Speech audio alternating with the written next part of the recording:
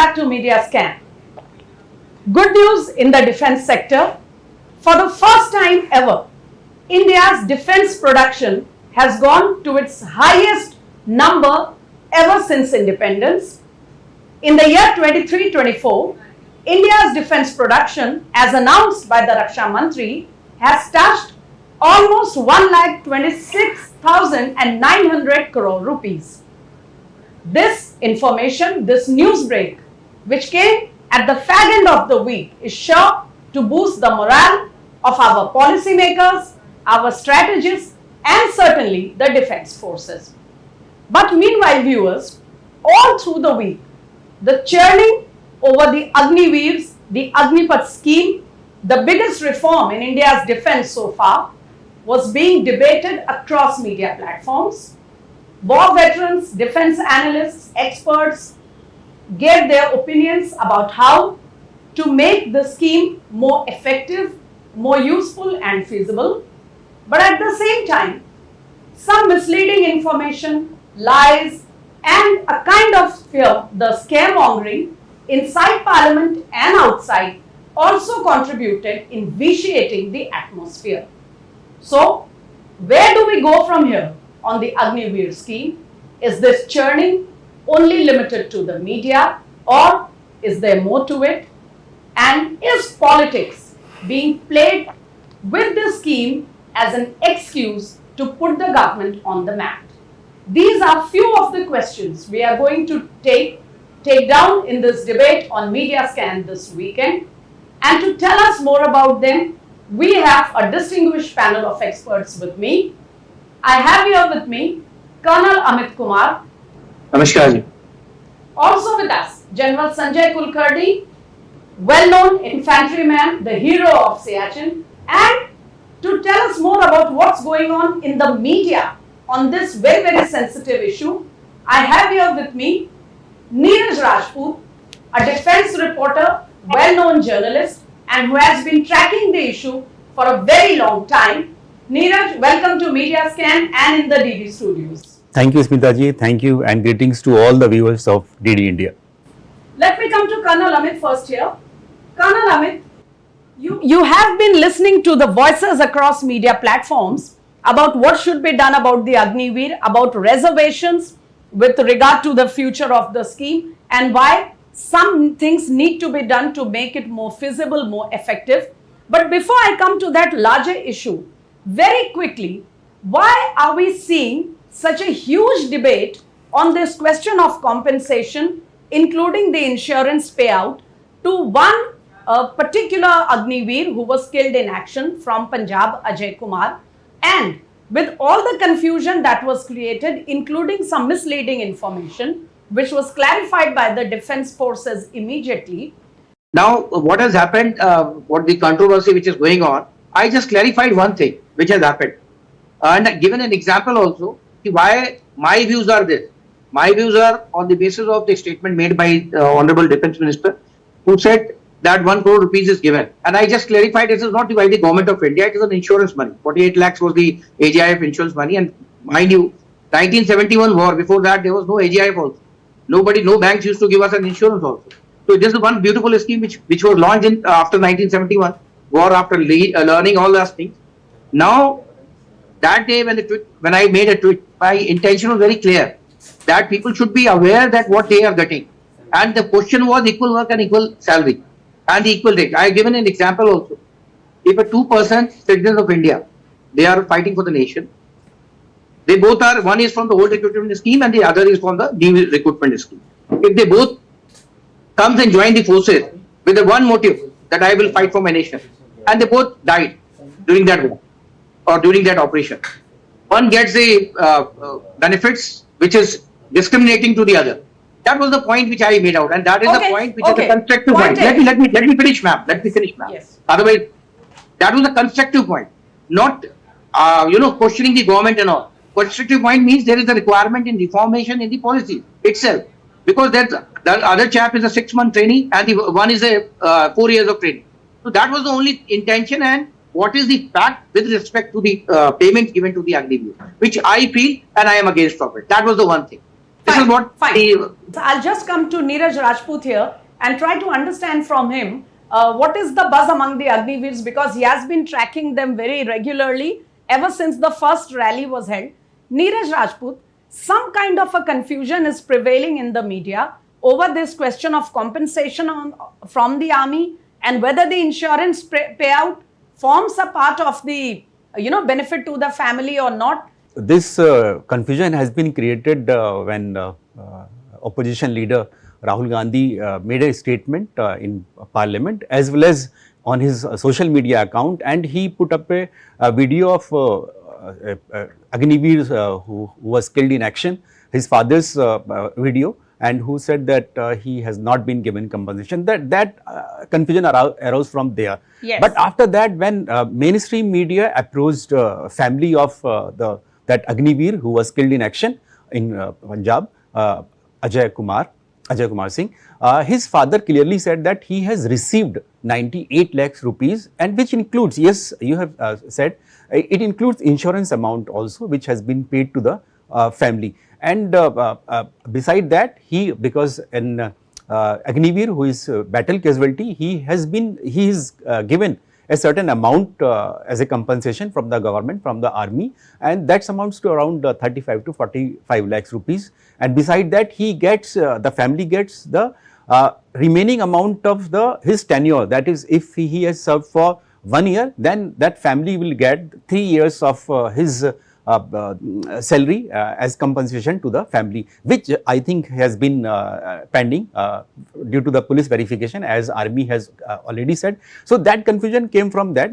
So maybe that video of father could have been an old video also, that we really don't know that it was an old video or a new video when this video was made, when the family had not received the compensation. But now, yesterday when mainstream media reached there at his house, his father clearly said that he has received 98 lakh rupees, which includes the insurance amount also. So confusion arose from there. But as Colonel Amit said, this has been a concern with the families, that if a Agniveer is killed in action, which generally we call it martyrs, I think Defence Minister during his election campaign has also promised that if needed, reforms will be made, as during the parliamentary committee also it has been recommended. Yes. General Kulkarni, two very pertinent questions have been raised here in course of our debate just now. Colonel Amit has been saying that in a constructive manner, there is a question to see whether Agniveers who are, killed in action are being discriminated when it comes to, benefits to the family, etc. Now, going by the terms and conditions of the scheme, do you think this is a fair point to make? See, I have a different take on this. First and foremost, there are terms and conditions, as you rightly said. And based on those terms and conditions, everybody is joining as Agniveer. He is not a sepoy.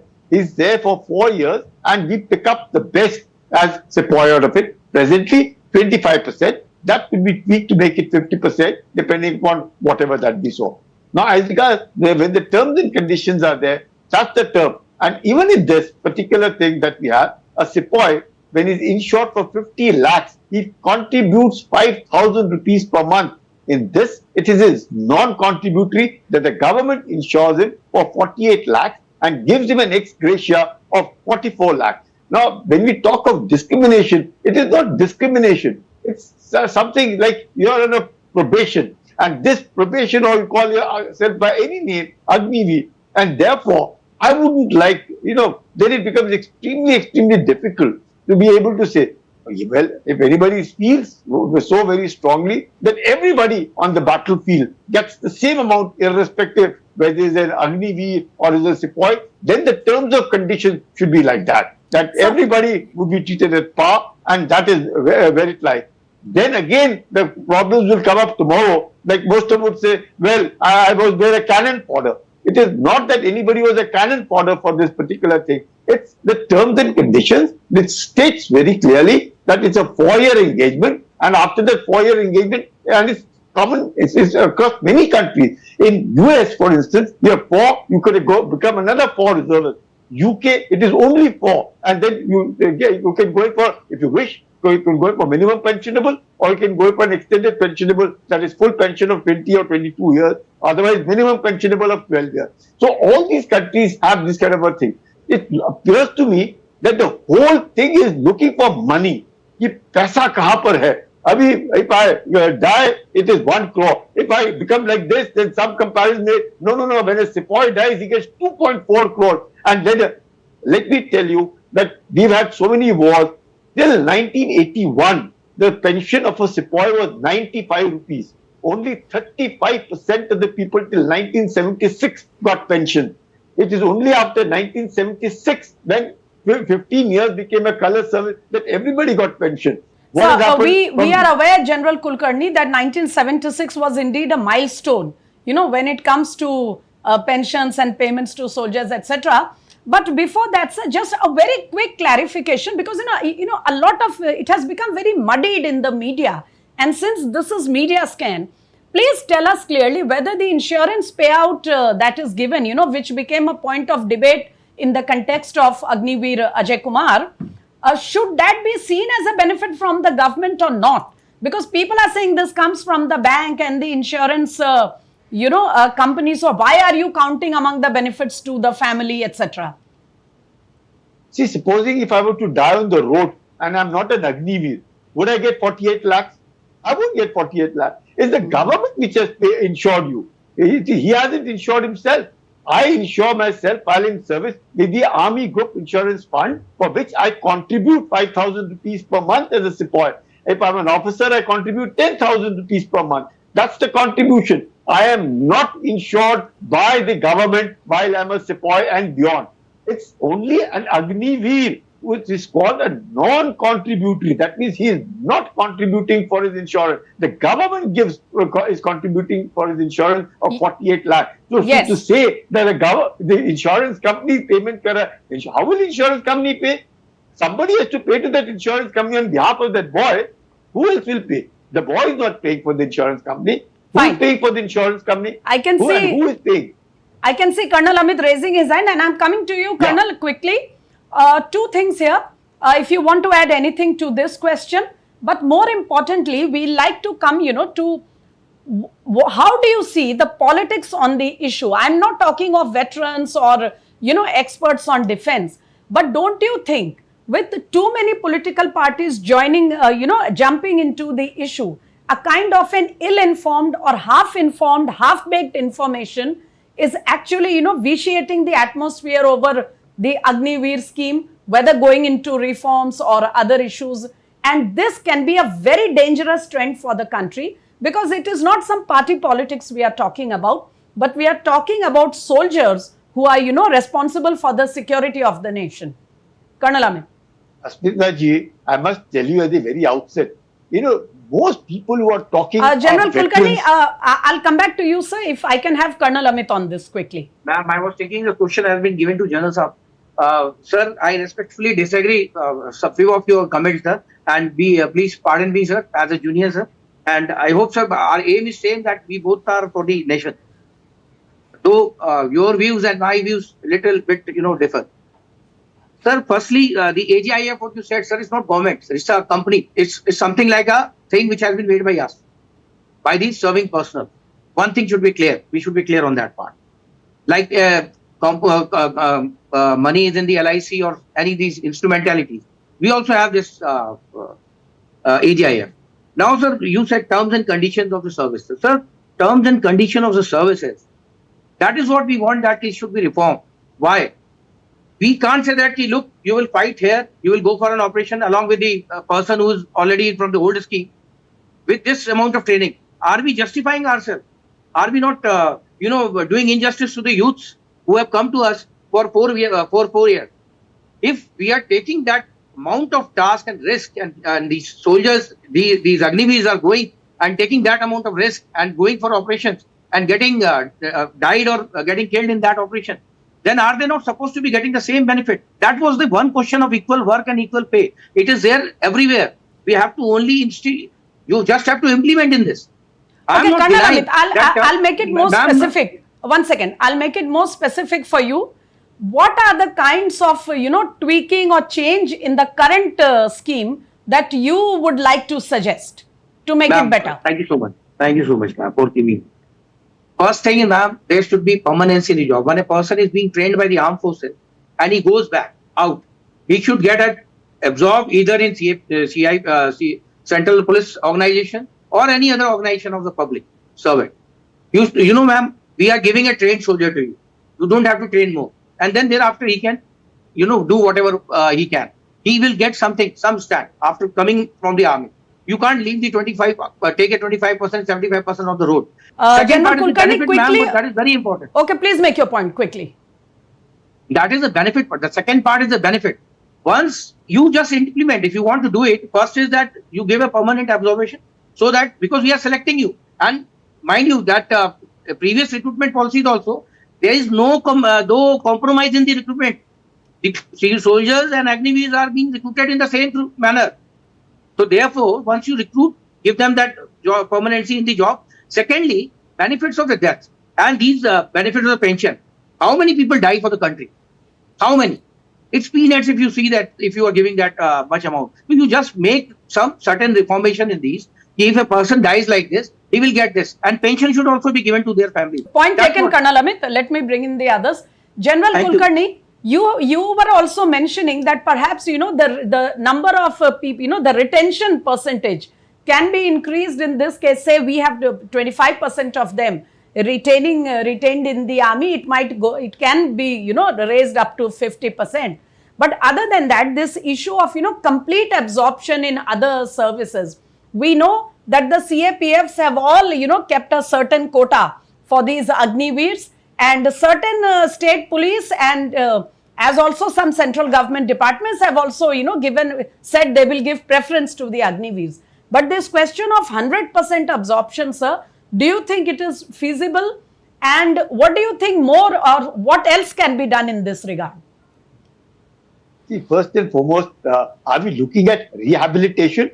Are we looking at Naukri? Or are we looking at professionalism and the benefit to the country in terms of national security or combat readiness is concerned? There are aspects. Now, if you're looking at, of course, I'll say the success of this Agnipath scheme is the rehabilitation of the Agniveers. If that be so, then whether you retain them in the army or you retain them with other paramilitary forces or you give them to the private companies or whoever absorbs you. The question is, we are looking at getting the best out of the boys we are getting. So there's a scheme called the Agnipath. The Agnipath scheme says that, well, look, about 25% retention to begin with. As a simple example, as I would say, there are 800 boys in an infantry battalion and 400 are appointments over there who go from Naik and go upward, who are generally retiring about 10% every year. That means about 40 to 45 people retire every year. Now, and about 100 Agniveers, approximately between 90 and 100, join an infantry battalion. So if you say 25%, then we are shortfall. But when you say 50%, that means the people who are going out every year and the people being absorbed every year is same. So the strength is retained, and therefore you find there's professionalism. Professionalism because the commanding officer has, out of 4 people, been given the best to his selection. So he selects, and his team of officers and men, Subedar Major and everyone who comprises, they select the best 2. And they know it. It isn't that. If you ask the commanding officers today, because we've had the 3rd batch of Agniveers going in, not one will turn around and say it's a bad scheme, because each one of them is doing well, is performing well. If he wants to be retained, he gets retained well. If he doesn't want to, well, he has a Seva Nidhi package in which he gets 11.71 lakhs and he goes and he continues to draw other benefits. But you say, what are we looking at? We are looking at money. We are looking at rehabilitation. Is that the purpose? If that be the purpose, then definitely I'm with everybody. As I say again, right, General, you made this point earlier also, but there are... If you are looking at a national security, then why to pool our youths?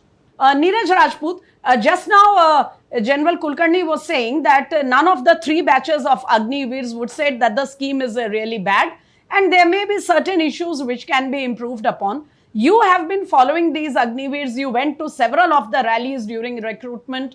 You have met their families.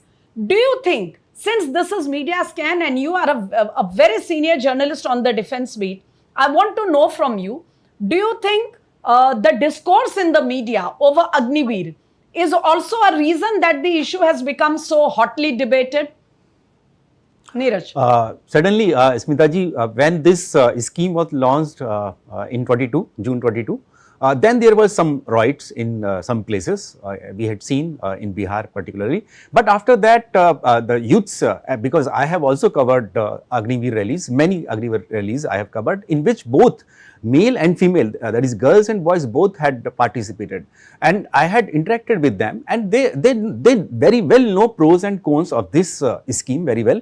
Ki after 4 years they will have to, if they do not perform well, if they are not combat ready, they will be out. So the purpose was of this Agniveer scheme was to bring cream de la cream to the army. The soldier which is made after 4 years, he should be a combat ready soldier, dedicated soldier, who goes to the war, and then we have seen those movies, then in Second World War movies, when CEOs have to say that if you return, if you come back, you run away, I will shoot you if you do not die. So we want that kind of soldiers in our army who do not run away, and those 25%, those Agniveers, they know if they will not perform, they will not have dedication, they will be out from the army, they will not become a full-fledged, 25% of them.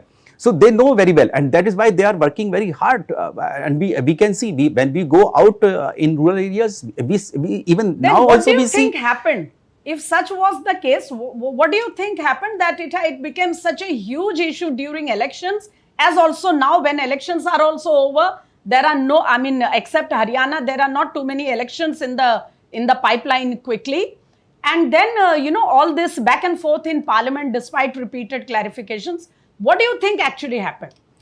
During this election campaign, it was made an issue, a big issue by the opposition parties, that and we know the social structure of our society, our country, and they made a narrative out of it that Agniveer will be a lower caste kind of soldier, and those who are the regular soldier, they will be in like upper kind of community, which we have our that's a reality of our society. So that kind of thing had come into the minds, and we have seen though there has not been any survey done right now, but we have seen that government, the ruling party has to lose in those states where the catchment area of the soldiers of the army comes from, the UP, Maharashtra, Haryana, even Rajasthan also. So that kind of thing had gone, and I think the government and the ruling party was unable to counter that kind of narrative during the election campaign. But when the result came, and then again that parliament things came, and we know that in a democratic setup, army does not confront the political parties, and that is why during the election campaign, army did not come forward and say no, that this is right and this is wrong. I have very little time left with me, Neeraj, so let me quickly get a take from General Kulkarni and Colonel Amit, both of them. General Kulkarni, has politics contributed in making this debate muddled and not allowing us to see the real issue as it is? Is there an effort to create unrest by raising this issue again and again, and not exactly, Yes, sir. The question is, if you are looking for a job, all these people who are screaming and shouting are the ones who are looking at jobs. Army or defense forces is a job, but definitely you have to have that in you. If you don't have it in you, you are only looking for a job. The child, be it a girl or a boy joining, they have no problem. It's the parents who have problems. It's the over there, the people who have problems that look, my child should have joined the service. Now नौकरी लग गई. अब वो pension लेकर के आएगा, खत्म हो गई, tick हो गया, शादी करो. That is the parents' responsibility or parents' thinking. It is not what benefits the organization. The organization, a little bit of tweaking it is required. If certain amount of allowances have to be increased, certain amount of money, retention has to be increased, all that. But again, when it comes to training, let me tell you, anybody tells me, because I've been part of it, it is 10 weeks of basic military training, 14 weeks of advanced military training, and the boy at 6 months gets tested, and he's given another 7 weeks of on-the-job training before he goes out. Any country in the world. Are you saying, sir, are you saying that the question raised by a few experts and some veterans, that Agniveer is compromising our combative preparedness is not, is unfounded? Absolutely, absolutely. Because they are now become veterans and are looking at differently. As a commanding officer, as a company commander, it is my responsibility to train my men. I have to ensure that they will be trained. Let's put it, he's not an Agniveer. He's a sepoy who joins the battalion. You mean to say he is a Pannekha? He can't become one. He has to be trained in the battalion. He has to be trained in the regimental center. And thereafter, he will be moving on. If anybody tells me that a 4-year boy will be sent on a course, who is this commanding officer who sent this boy other than a PT course? They have to be trained. Okay, there are young soldier cadres. We really don't have time for a larger debate today. We'll certainly come back to all of you and have one more episode on this. But quickly, Colonel Amit Kumar, do you think that at a point when the government and the armed forces themselves have said that, some kind of a relook at the provisions of the scheme is underway, and like other veterans have pointed out, there are some suggestions they have to make it better. Do you think this whole issue has been made too complex and, it has become a very vicious kind of a debate simply because too many political people and elements have jumped into it? Ma'am, see, government is in power. They have all right. If they are reconsidering all these points, only my suggestion is, we are there to support them. Veterans are there to support them. Otherwise, we are also having a freedom of expression of those who doesn't have. Those who are serving, they can only put up to us so that we can inform the government, because they can't come directly, because of the service privileges, which is not given to them. My own question is, if they are considering all these parts, whatever is the issue, in a positive and a constructive manner, there is no problem. We are there to support. There is no one here to, unnecessarily pointing any question to the government. So, okay. So well, that's the only so very thing quickly, transparency should be there. do you think, are you saying that there can be greater engagement with veterans before we come? Is that what you're saying? Yes, ma'am. Ma'am, they are experienced lot. There are journals. There are many journals. Sir is sitting here, but there are many journals having a different opinion than sir. We should have all get together. Every people should be invited, and then they should say that we all are there to support. Nothing is above the nation. Colonel Amit, there can be no two views on that, but I know this is a sensitive issue. Due to the politics involved, it has also become a hot button issue, unfortunately. But yet, I am thankful to all of you gentlemen for bringing all those issues on the table here and sharing your perspective with us. Thank you, Colonel Amit, General Sanjay Kulkarni, and Neeraj Rajput, a friend and a colleague who... Sir, I beg your pardon, sir. Jai Hind, sir. Thank you, gentlemen. You have a Thank you. You have a point and of view. we will carry on. We will carry on this discussion in another episode. But as of now, it is a hot button issue, as we have been pointing out, as you have also been watching. And so likewise, expectedly, we've had a very spirited and hot discussion on Media Scan this weekend. Viewers, there is no denying the fact that there should be no politics on when issues of the security, the safety and security of our nation is at stake. But at the same time, the welfare of our soldiers, their future is also our concern. As our veterans have pointed out, and Neeraj also said, there are very positive thoughts on Agnipath, but there are also some suggestions about making it more effective and making it better. If we keep the right questions and the right perspectives in mind, perhaps we can avoid creating unwarranted controversies and come to a well-agreed, a well-engaged solution of the matter. We'll come back to you next weekend with another complex and important issue of the country. But for today, it's a wrap-up on Media Scan. Do join us next weekend. Till then, namaskar.